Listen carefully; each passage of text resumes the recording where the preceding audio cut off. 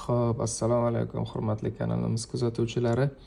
Demak, bugun sizlar bilan hisoblashga doir misollarga to'xtalib o'tamiz.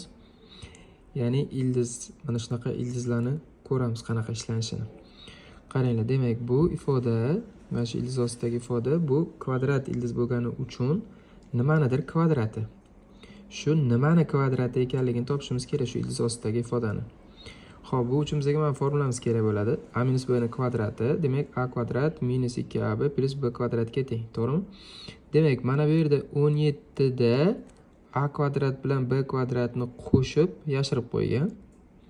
Demak, bu yerda nima qolyapti? 2ab qolyapti. Demak, mana bu 12 ildiz ostida 2, demak bu 2ab ga teng bo'lishi kerak.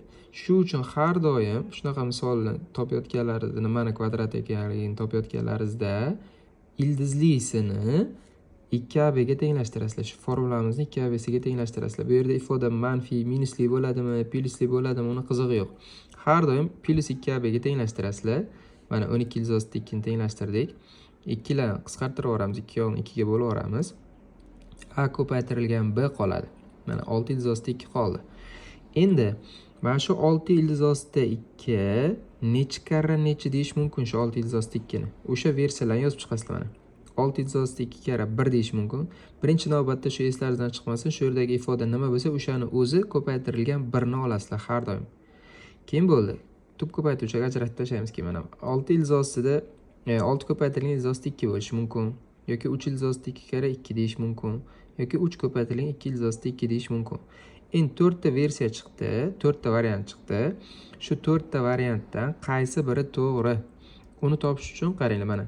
Kattasini a deb olamiz, kichkinasi b. Mana a kvadratga b kvadrat qo'shsak 17 chiqishi kerak. Hozir demak, buni kvadratga oshirsak 6 ni kvadrati 36, 36 kare 2 72 bo'lib ketadi. 1 kvadrati 1 qo'shsak 73 bo'lyapti. 17 dan katta bo'lib ketyapti. Demak, bu versiyamiz xato ekan. Bunda ham o'zi 6 ni kvadrati 36 bo'lib 17 dan katta bo'lib ketyapti. Demak, bu ham xato.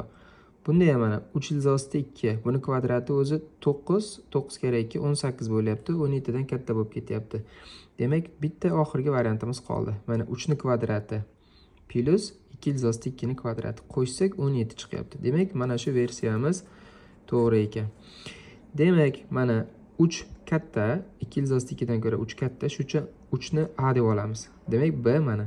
Bo'ldi. Demak, bu a minus b ni mana o'rtada minus bo'lgani uchun minus qo'yasizlar. Agar o'rtada plus bo'lsa, plus qo'yasizlar. 3 minus 2 ildiz ostida 2 ni kvadrati ekan. Bo'ldi, mana kvadratni